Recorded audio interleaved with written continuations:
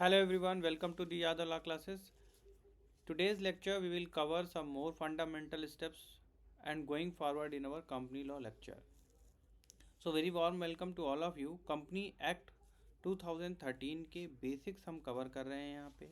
तो सबसे पहले बेसिक में मैंने सेक्शन 1 कंपनीज एक्ट 2013 का बताया आपको कि कंपनी एक्ट 2013 देखो सेक्शन 1 क्यों इम्पोर्टेंट है। यहाँ पे किसी भी अगर आप एक्ट पढ़ते हो तो उसमें सबसे पहले बहुत ज़्यादा ज़रूरी होता है उसका कमेंसमेंट, कि वो कब फोर्स में आया, वो लॉ कब फोर्स में आया, ये जानना आपके लिए बहुत ज़रूरी है।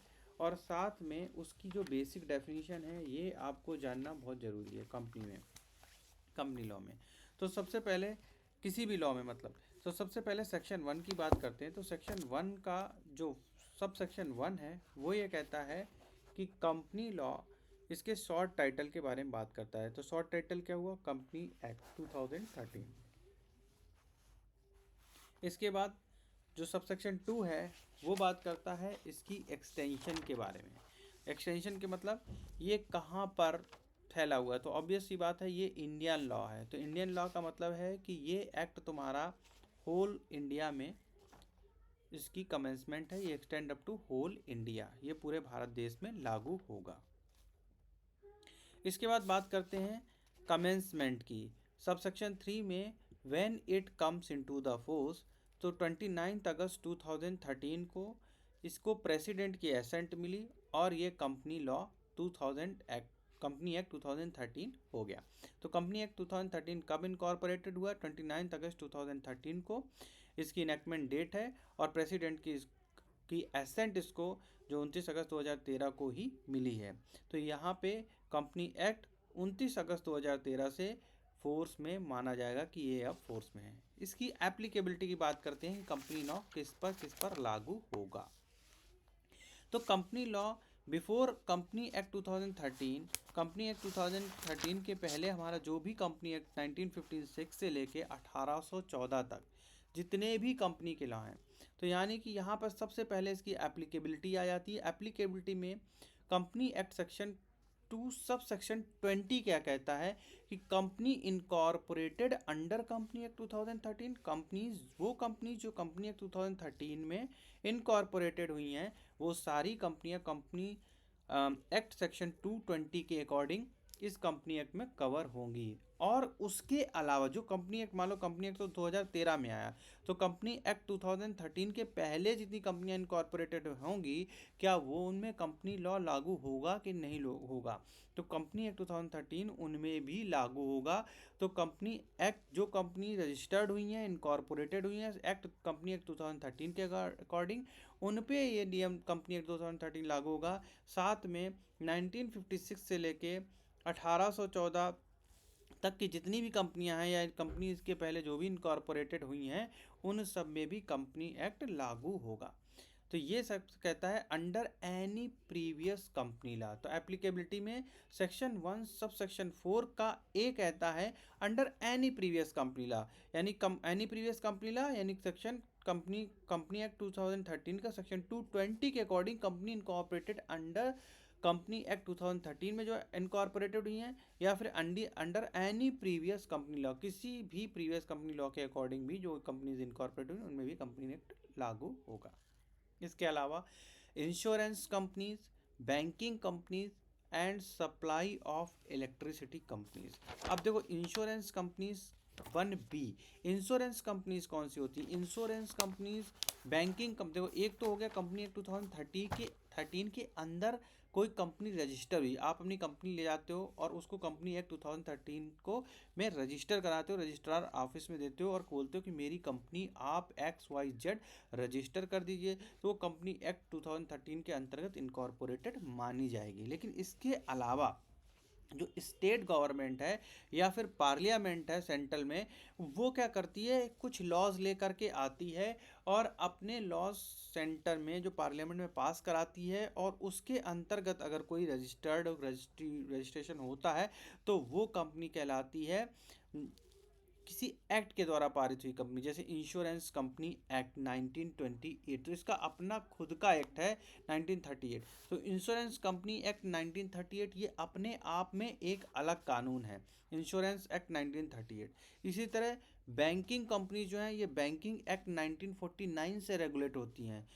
और इसके अलावा इलेक्ट्रिसिटी कंपनीज जो हैं वो electricity generation of electricity and supply act 2003 के द्वारा कवर अप होती हैं। तो ये सेक्शन 211 में बॉडी कॉर्पोरेट दिया है वो भी।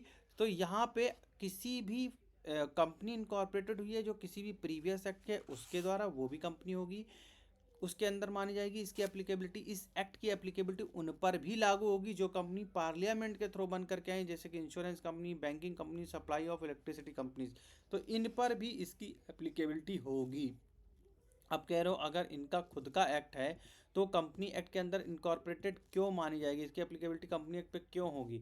तो यहाँ पर कंपनी एक्ट के अंतर्गत इनकॉर्पोरेटेड तो होंगी, लेकिन अगर कहीं पे इंक्रोचमेंट होता है, कहीं पे कोई कॉन्फ्लिक्ट आता है और ऐसा लगता है कि कंपनी में कोई भी हितों का टकराव हो रहा है या कहीं पर भी ऐसा हो रहा है जहाँ पे एम्बिग्विटी आ रही है, आप सेम सेक्शन में कंपनी इंश्योरेंस कंपनी एक्ट कुछ और कहता है और कंपनी एक्ट कुछ और 2013 कुछ और कहता है, तो यहाँ पे जो इंश्योरेंस कंपनी एक्ट है, क्योंकि ये पार्लियामेंट के द्वारा पारित हुआ है, इंश्योरेंस कंपनी एक्ट 1938 हो, चाहे बैंकिंग कंपनीज एक्ट 1949 हो, चाहे वो तुम्हारा supply of electricity generation of electricity and supply act 2003, ये भी कंपनी जो है फॉलो तो कंपनी एक्ट 2013 को करेंगी, इनकी एप्लीकेबिलिटी कंपनी एक्ट 2013 की होगी, लेकिन जहाँ कहीं पर भी एम्बिग्विटी होगी वहाँ पे जो स्पेसिफिकेशन दे रखी इंश्योरेंस में या बैंकिंग लॉ में या सप्लाई एंड इलेक्ट्रिसिटी लॉ 2003 में, उनकी बात मानी जाएगी। अगर कहीं पर भी सेम रूल दे रखा है तो वो यहाँ पर banking company, supply and electricity company, insurance company में जो लिखा हुआ है वो मान्य होगा। यानी कि यहाँ पे एक जनरल सी डेफिनेशन दी गई है और यहाँ पे स्पेसिफिकेशंस दी हुई हैं, तो जो स्पेसिफिकेशंस होंगी इनमें, इन लॉज में दी गई वो मान्य होंगी, लेकिन इन सबका इनकॉर्पोरेशन, इसकी एक्सेसिबिलिटी जो है वो कंपनी एक्ट 2013 होगी। इसके अलावा जो भी सेंट्रल गवर्नमेंट नोटिफिकेशन जारी कर दे, अपना गैजेट जारी करे और उसके द्वारा किसी और कंपनी को रजिस्टर्ड करती है, माना जाता है, वो भी कंपनी एक्ट 2013 के अंतर्गत उसका रजिस्ट्रेशन माना जाएगा।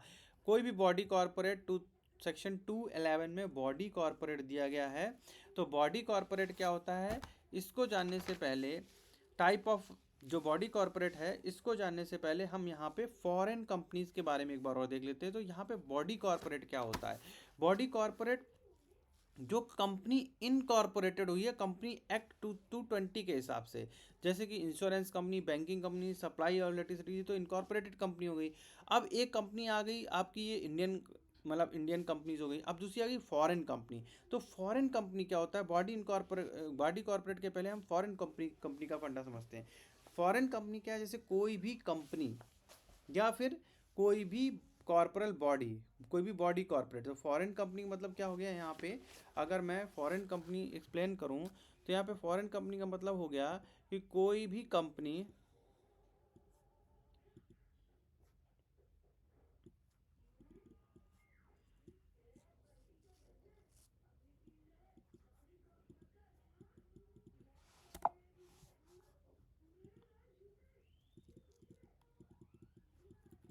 तो यहाँ पर कोई भी फॉरेन कंपनी, कोई भी कंपनी जो कि एनी कंपनी कोई भी कंपनी आपकी, या फिर any body corporation, any company, any body corporation, कोई भी कंपनी या फिर कोई भी बॉडी कॉरपोरेशन जो कि रजिस्टर्ड हुई है outside India, which is registered outside India.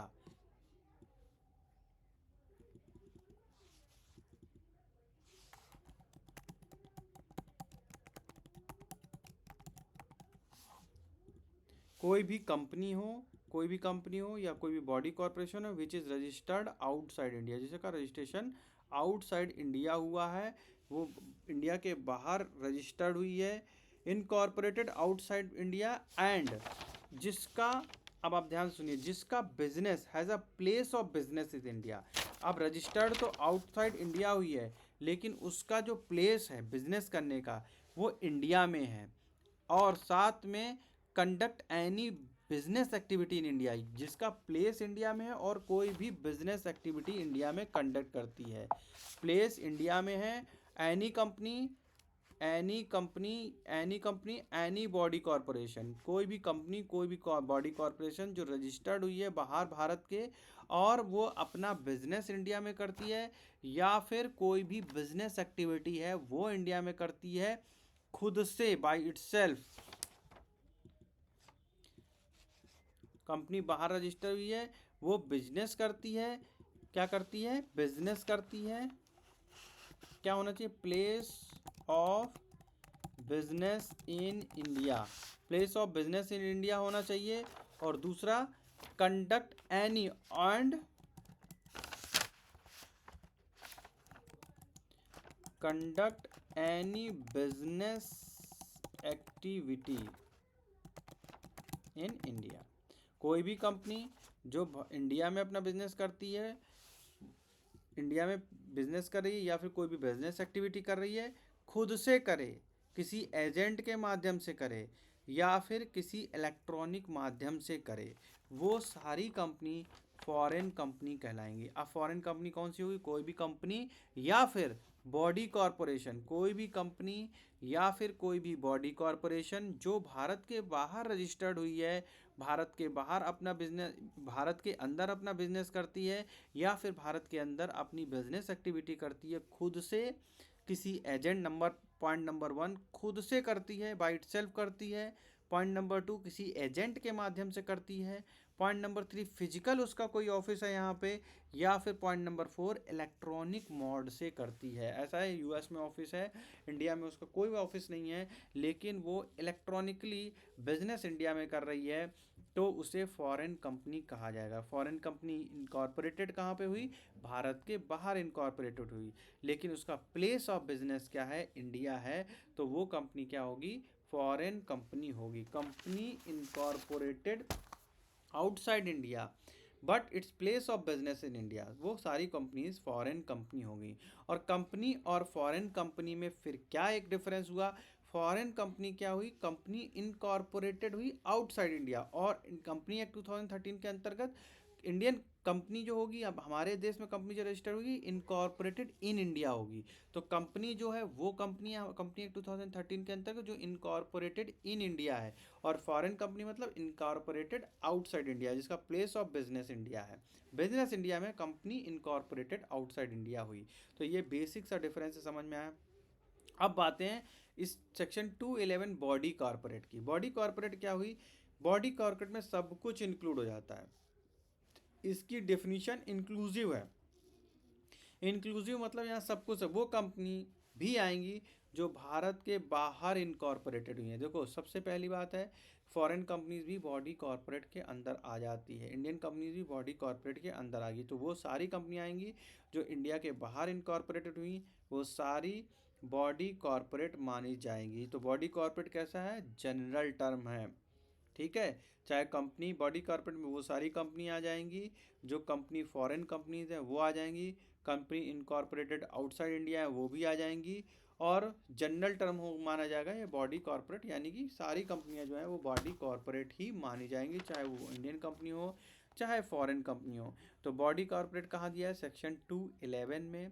इसकी डेफिनेशन जरूर आप देख लीजिए, सेक्शन 2 इनके सेक्शंस आप इंपॉर्टेंट है, ये जरूर याद कर लीजिए। सेक्शन 211 में बॉडी कॉर्पोरेट दिया गया है, फॉरेन कंपनी सेक्शन 242 में दिया गया है, और कंपनी एक्ट में कंपनी का क्या मतलब है, टाइप्स ऑफ कंपनी सेक्शन 220 के अंतर्गत कंपनी क्या है, वो सेक्शन 220 में कंपनी के डेफिनेशन दी गई है। अब यहाँ पर हम बाकी बात करते हैं टाइप्स ऑफ कंपनीज की। तो कंपनी को हम 3 पार्ट में, 3 कैटेगरी में इजीली डिवाइड कर सकते हैं, फॉर्मेशन के बेसिस पे, लाइबिलिटी के बेसिस पे और कंट्रोल के बेसिस पे। देखो, on the basis of formation, on the basis of liability and on the basis of control. On the basis of formation, formation के बेसिस पे फर्दर हम इसको कैटेगराइज कर सकते हैं, चार्टेड कंपनी, स्टैट्यूटरी कंपनी और तुम्हारा registered company. Chartered company, statutory company और रजिस्टर्ड कंपनी, इनमें हम इसको फर्दर कैटेगराइज कर सकते हैं। कौन कौन सी कैटेगरी में, चार्टेड कंपनी में स्टैट्यूटरी कंपनी में और रजिस्टर्ड कंपनी में। अब देखो ये चार्टेड कंपनी क्या होती हैं। चार्टेड कंपनी सिंपल है कि चार्टेड कंपनीज वो कंपनी होती हैं जो किंग और क्वीन के कंसेप्ट पे काम करती हैं। तो हमारे भारत देश में कोई भी चार्टेड कंपनी इस समय एग्जिस्ट नहीं करती है। तो चार्टेड कंपनी जो प्रिंसिपल है वो किंग और क्वीन के बेसिस पे है। ये जितनी भी चार्टेड कंपनीज हैं वो किंग और क्वीन के फंडा पे काम करती हैं। जैसे कि तुम्हारी ईस्ट इंडिया कंपनी हो गई, ये तुम्हारी चार्टेड कंपनी है, ठीक है। तो जितनी भी चार्टेड कंपनी हैं they are classified as a non-trading corporation and they are established by the Royal Charter। Royal charter ने इनको इस्टेब्लिश किया है और ये नॉन ट्रेडिंग कंपनी क्लासीफाइड हुई हैं।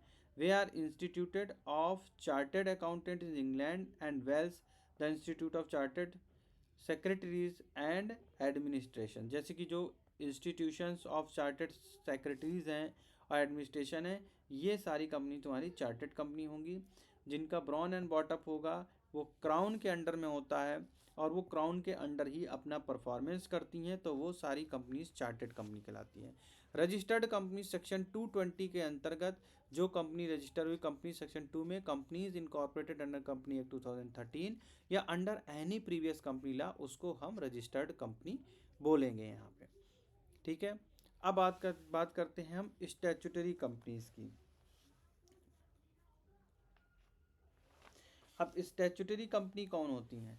स्टैट्यूटरी कंपनी, जैसा कि आप स्टैट्यूट से आइडिया लगा सकते हैं कि किसी भी पार्लियामेंट में या स्टेट लेजिस्लेचर में जो कोई लॉ बन जाता है उसके थ्रू जो कंपनी इनेक्ट करती है वो स्टैट्यूटरी कंपनी होती है। जैसे रेलवे कंपनी हो गई, गैस की company, SBI state bank of India अपना एक्ट है इनका, ठीक है।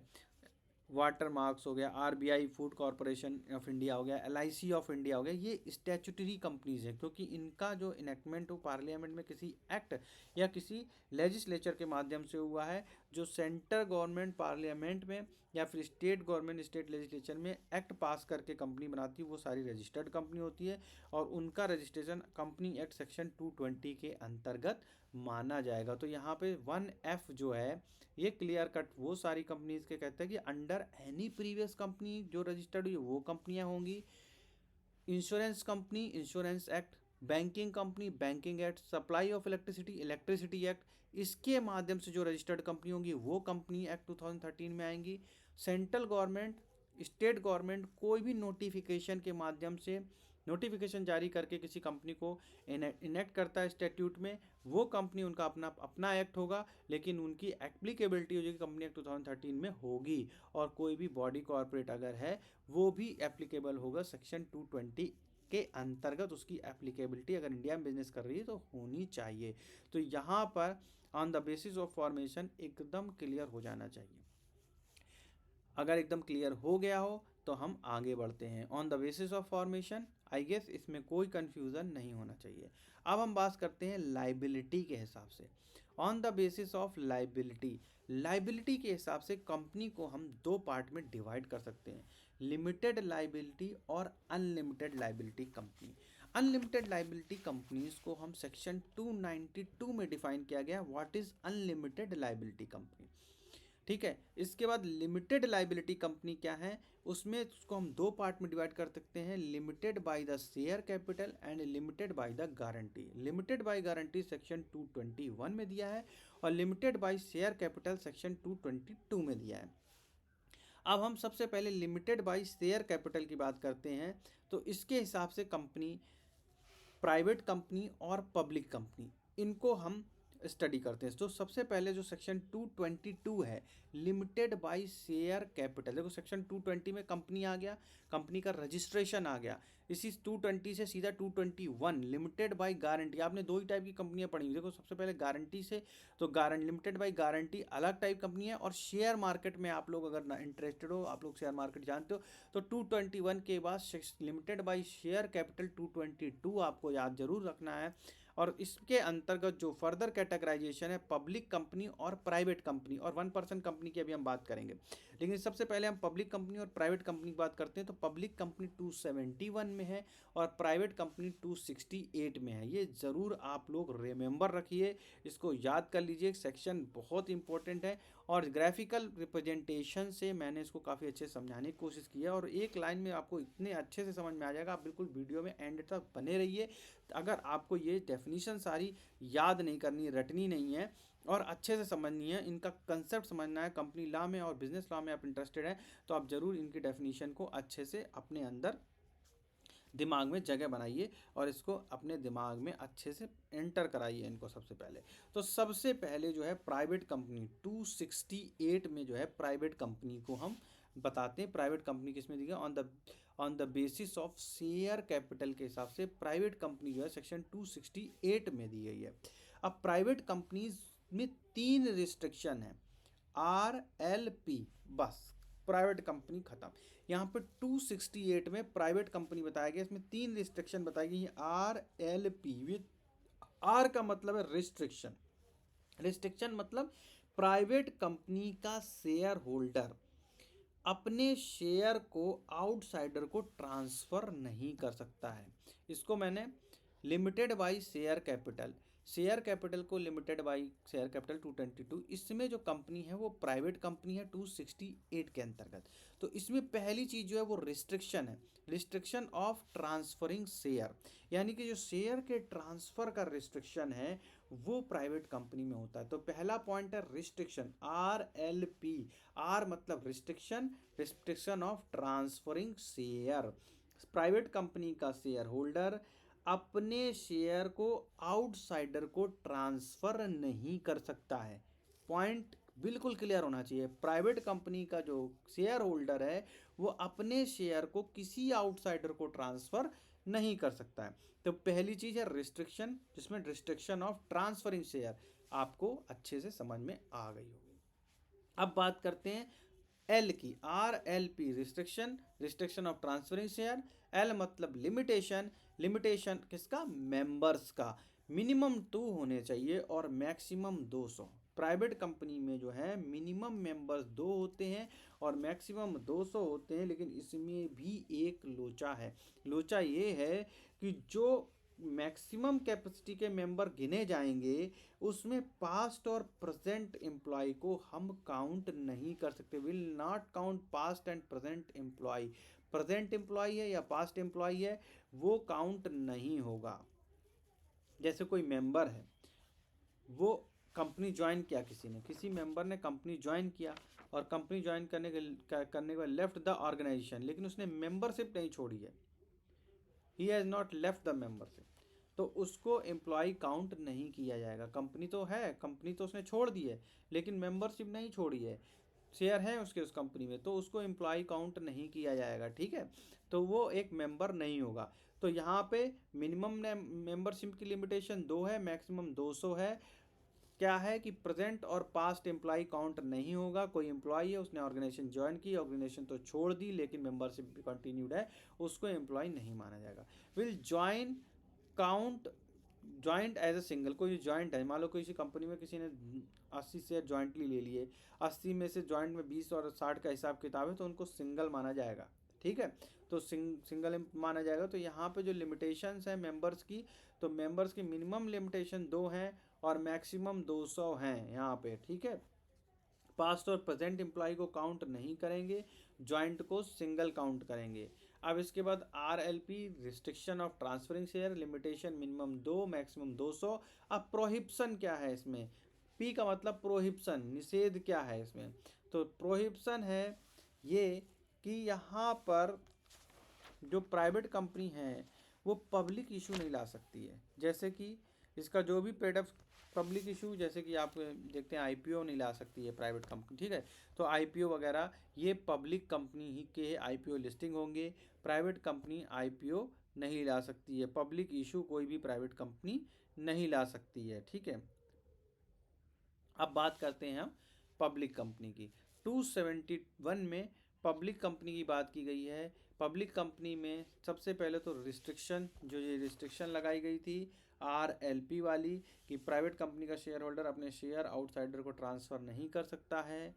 नंबर 1 बात, लिमिटेशंस मेंबर्स की 2 और मैक्सिमम 200 होनी चाहिए, मिनिमम 2 होनी चाहिए। और प्रोहिबिशन क्या होना चाहिए, प्रोहिबिशन ये था कि जो प्राइवेट कंपनी है वो पब्लिक इशू नहीं ला सकती। ये तीनों ही रिस्ट्रिक्शन पब्लिक कंपनीज पे लागू नहीं होते, तो ये 3 रिस्ट्रिक्शन हमारे हट जाते हैं सीधे सीधे। यानी पब्लिक कंपनी पब्लिक इशू ला सकती है। सब्सिडरी ऑफ पब्लिक कंपनी, कोई कंपनी जिसने पब्लिक कंपनी को सब्सक्राइब कर रखा है तो उसकी सब्सिडरी कंपनी है, तो वो भी पब्लिक इशू ला सकती है। अब इसके बारे में बात करेंगे जब हम कंट्रोल की बात करेंगे तब। अब यहाँ पे ये बात समझ में आ गई कि पब्लिक कंपनी और प्राइवेट कंपनी में क्या डिफरेंस है। तो डेफिनेशन जो है 271 के अंतर्गत पब्लिक कंपनीज की दे रखी है। इसमें तीनों रिस्ट्रिक्शन अप्लाई नहीं होते हैं। मैक्सिमम नंबर की कोई लिमिटेशन नहीं होती है। पब्लिक इशू ये ला सकती है। मिनिमम 7 मेंबर देखो इसमें होते हैं, तभी कोई पब्लिक कंपनी बनती है। वहाँ पे प्राइवेट कंपनी के लिए मिनिमम मेंबरशिप कितनी होनी चाहिए, 2। यहाँ पे मिनिमम मेंबरशिप 7 होगी, तब आप पब्लिक कंपनी बनेंगे। ठीक है। पेडअप कैपिटल शेयर कुछ भी हो सकती है। यहाँ पे पहले 5 लाख की पेडअप कैपिटल से का जो है रिक्वायरमेंट थी, जो कि अब हटा दी गई है। पेडअप कैपिटल शिप का अब कोई भी क्राइटेरिया नहीं रह गया है। पब्लिक कंपनी पब्लिक इशू ला सकती है। इट कैन डिवाइड, जैसे कि अनलिस्टेड और listed public companies. Public company जो है वो पब्लिक इशू जो है वो IPO वगैरह और शेयर मार्केट में जो अपने शेयर है IPO है वो ला सकती है, शेयर रिलीज कर सकती है। तो इसको 2 कैटेगरी में हम डिवाइड कर सकते हैं, अनलिमिटेड पब्लिक कंपनी और लिमिटेड कंपनी पब्लिक कंपनी। तो आई होप आपको पब्लिक कंपनी और प्राइवेट कंपनी का डिफरेंस अच्छे से समझ में आ गया होगा। अब हम बात करते हैं गारंटी, लिमिटेड बाय गारंटी। जो मैंने ऊपर बात की थी कि लिमिटेड बाय गारंटी क्या होता है, तो सबसे पहले मैंने बात की थी लिमिटेड कंपनी की। दो सबसे पहले ये यहाँ पे on the basis of liability था। अनलिमिटेड ये यहाँ पे मैंने जो चार्ट बताया ये चार्ट मैंने लाइबिलिटी की बात की थी। तो इसमें 2 तरह की कंपनियां मैंने बताई थी, अनलिमिटेड लाइबिलिटी और लिमिटेड लाइबिलिटी। तो लिमिटेड लाइबिलिटी में लिमिटेड बाय शेयर कैपिटल तो हमने डिस्कस कर दिया 221। अब हम डिस्कस करेंगे लिमिटेड बाय गारंटी 221 की। 222 हम डिस्कस कर चुके हैं। अब लिमिटेड बाय गारंटी क्या होता है। लिमिटेड बाय गारंटी सेक्शन 221 में इसकी डेफिनेशन दी गई है कि लिमिटेड बाय गारंटी में एक चीज़ बहुत होती है कि अगर कंपनी वाइंड अप होती है तो यहाँ पर इशू आएगा। अगर कंपनी देखो लिमिटेड बाय शेयर कैपिटल जो होता है उसमें आप शेयर के प्रति अपने आपका शेयर जितना है उतनी आपकी लायबिलिटी बनती है। आपके पास 100 शेयर है, आपके पास 100 शेयर की लायबिलिटी है, उसके ऊपर आपकी कोई लायबिलिटी नहीं है। लेकिन लिमिटेड बाय गारंटी में आप जितनी गारंटी आपके पास है उसकी लायबिलिटी पूरी आपकी ही होगी। अगर कंपनी वाइंड अप हुई तो अगर आपने गारंटी दी है कि अगर कंपनी वाइंड अप हुई तो मैं 2 लाख रुपए दूंगा, लेकिन सिर्फ वाइंडिंग के टाइम पे ऐसा होगा। और अगर कंपनी वाइंडिंग अप हो जाती है तो वो 2 लाख रुपए अगर आपके पास नहीं भी हैं तो आपकी प्रॉपर्टी को बेच के वो 2 लाख रुपए कंपनी वसूल कर सकती है। यहाँ पे आपके पास पहले से ही पड़ा है कंपनी के पास, दोस्त आपके पास कंपनी के 20 शेयर पड़े हैं, आपने कहा मेरी 20 शेयर की लिमिटेड भाई शेयर कैपिटल, तो आपका शेयर कैपिटल पहले से पड़ा है, ज़्यादा से ज़्यादा क्या होगा 20 शेयर जब तो जाएंगे उसके बाद आपकी कोई लायबिलिटी नहीं। लेकिन यहाँ पे क्या होगा, आपने जितनी गारंटी ली है वो सारी की सारी गारंटी आपके पास, क्योंकि आपको पहले देने की ज़रूरत है ही नहीं। आपको तभी दिक्कत आएगी जब कंपनी आपसे डिमांड करेगी कि भैया अब तो हमारी कंपनी वाइंडिंग अप होने वाली है और अब हमें प्रमोटर्स को पैसा चुकाना है, शेयर होल्डर्स को पैसा देना है। तो अब आपको जितना आपके पास पड़ा होगा, जितनी आपकी गारंटी होगी वो आपसे वसूल की जाएगी, या चाहे आपकी प्रॉपर्टी को बेच के की जाए, चाहे जैसे की जाए। तो इसमें कुछ पॉइंट हैं। इस लिमिटेड बाय गारंटी में कोई ज़रूरी नहीं है कि आपके पास शेयर कैपिटल हो, मे और may not have share capital. ये देखो लिमिटेड बाय गारंटी होती हैं जो कंपनीज वेलफेयर के लिए काम करती हैं, जैसे चैरिटी हो गई, स्पोर्ट को प्रमोट करने के लिए, साइंस एंड आर्ट कल्चर, तभी तो गारंटी देगी। ऐसे बिना पैसे के तो कोई भी कंपनी अपने में उसको नहीं आपको इनकॉर्पोरेट कराएगी। तो लिमिटेड बाय गारंटी का ये फ़ायदा है कि आप मेंबर्स बन जाते हैं आप गारंटी फिक्स अमाउंट गारंटी के साथ, तो वो आपकी गारंटी तभी देनी होगी जब कंपनी वाइंडिंग अप होगी। इसके पहले आपको टेंशन लेने की ज़रूरत नहीं है। तो इसमें ज़रूरत नहीं है कि आपके पास शेयर कैपिटल हो, मे और may not have the share capital. Amount of guarantee mention होगी वो मेमोरेंडम ऑफ एसोसिएशन में, जितना भी गारंटी अमाउंट होगा वो एमओए में मेंशन होगा गारंटी अमाउंट। इस तरह कंपनी मेनली जो होती हैं वो नॉन ट्रेडिंग कंपनी होती हैं। नॉन ट्रेडिंग कंपनी होती हैं जैसे चैरिटी की कंपनी हो गई, स्पोर्ट और साइंस आर्ट और कल्चर को प्रमोट करने के लिए कंपनी बनाई गई, तो ये कंपनी नॉन ट्रेडिंग कंपनी की कैटेगरी में आती हैं। Liability to pay the unpaid calls on shares, ठीक है, इनकी लाइबिलिटी जो है अनपेड कॉल्स ऑन शेयर्स होंगी, उन पे ही लाइबिलिटी बनती है।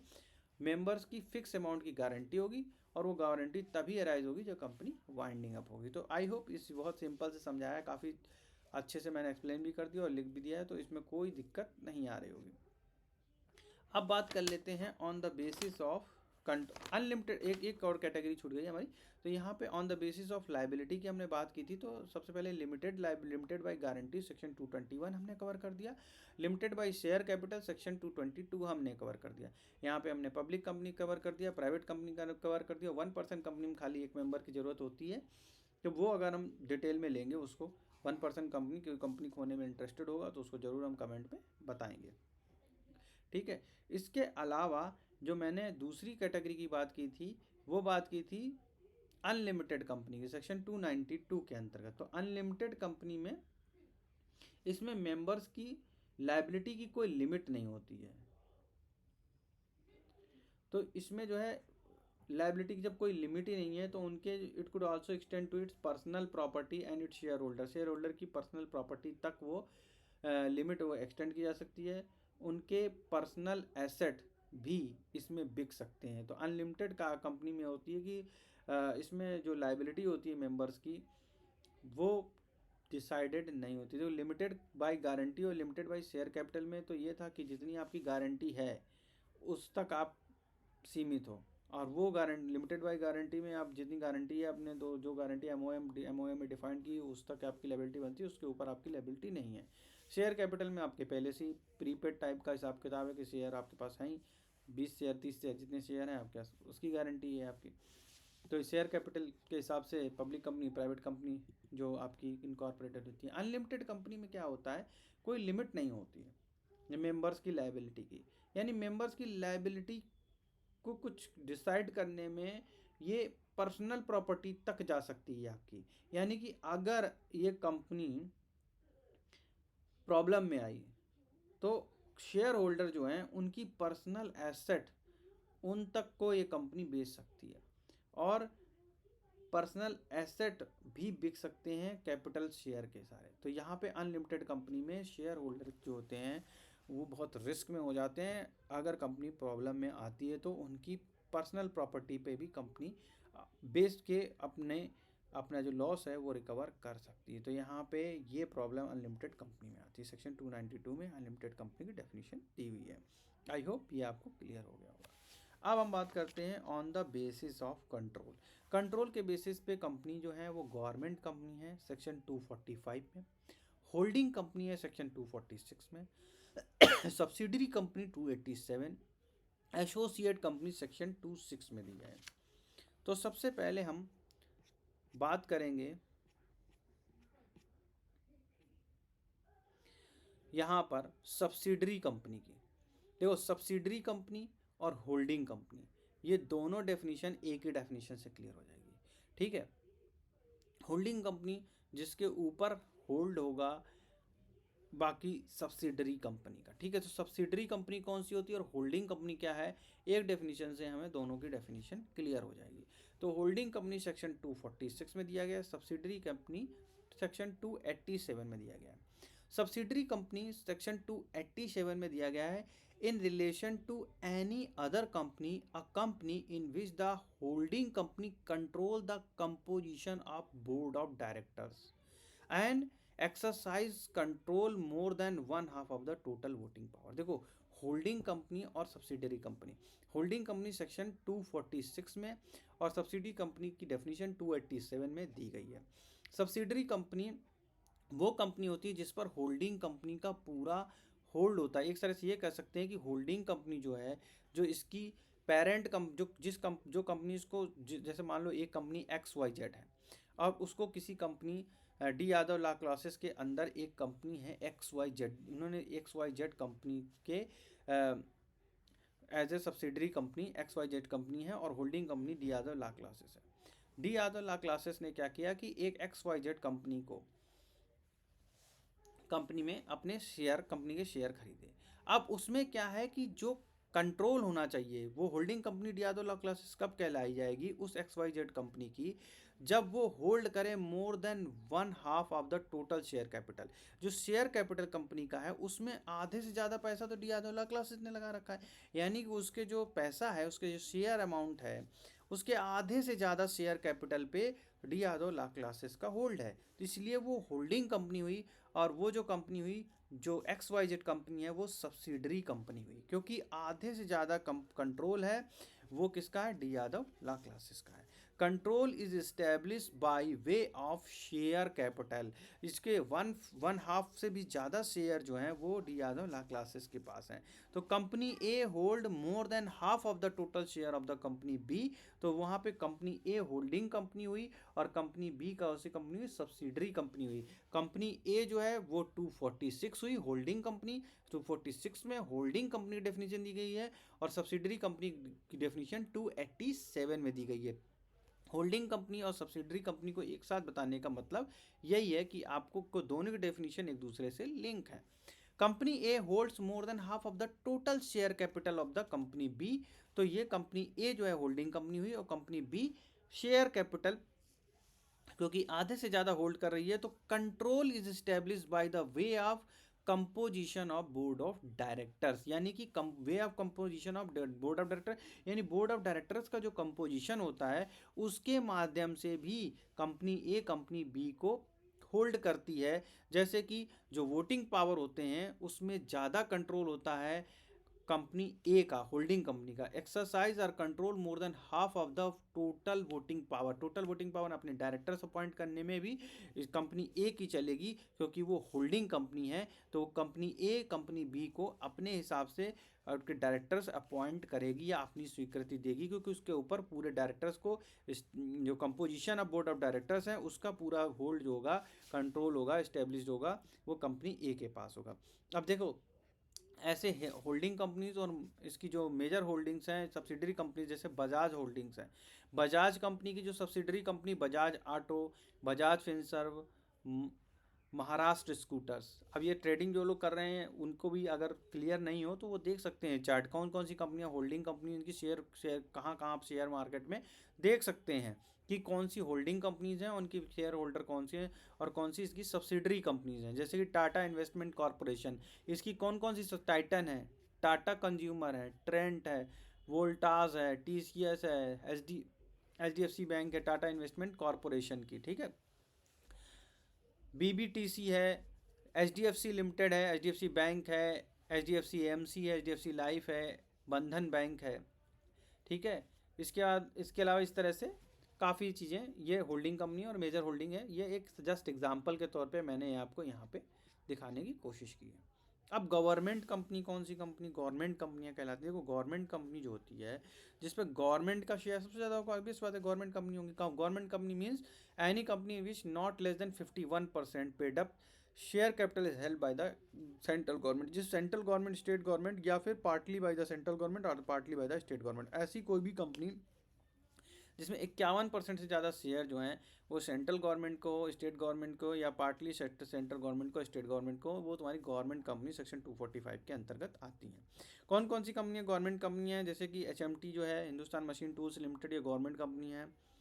State trade corporation STC government company है। Minerals and metal trading corporation MMTC ये भी गवर्नमेंट कंपनी है। इसमें एक लीगल केस है STC वर्सेस CTO 1963, ये केस जो है, और हैवी इंजीनियरिंग मजदूर union versus state of Bihar, ये दो केस हैं, इंपॉर्टेंट हैं, मैं इनको ज़रूर डिस्कस करूँगा। तो इसमें काफ़ी सारे क्वेश्चन बनते हैं, जैसे कि employees are not considered as a government servant. सबसे पहली बात है कि एम्प्लॉयज़ जो हैं वो गवर्नमेंट कंपनी का कोई भी एम्प्लॉई है उसे गवर्नमेंट सर्वेंट नहीं कंसिडर किया जाएगा।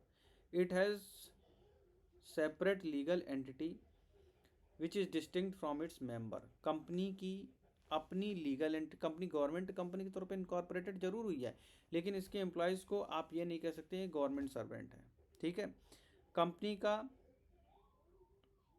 कोई भी स्टेट जो not an agent of government even if the entire share capital is controlled by the government. कोई भी गवर्नमेंट का एजेंट नहीं कहलाएगा कि इवन इंटायर शेयर कैपिटल जो है वो भी गवर्नमेंट के द्वारा कंट्रोल की जाएगी, तब भी एम्प्लॉयज़ जो हैं वो इसके गवर्नमेंट सर्वेंट नहीं कहे जाएंगे। It has a separate legal entity distinct from its members, की अपनी सेपरेट लीगल एंटिटी है। And it can own it's property under its own name.